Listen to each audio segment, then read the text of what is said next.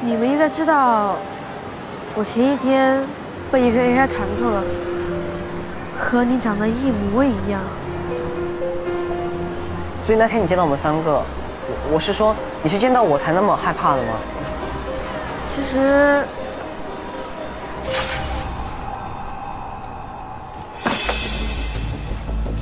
岁月，你干嘛摆出那种表情啊？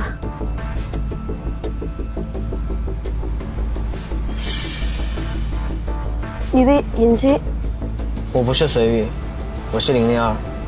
现在我需要你帮我找001。所以你不是我们找的001，那真正的001是你的好朋友夏长安。现在这个世界上只有他能救我，所以请务必告诉他，我在找他。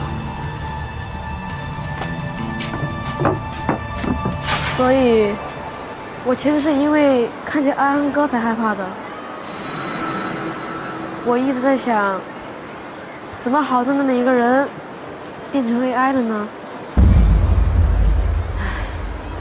以前那个安安哥到底发生了什么？不过奇怪的是，郑老师不允许我告诉 AI 管理局的人。啊？那他有告诉你原因吗？没有，当时来不及解释。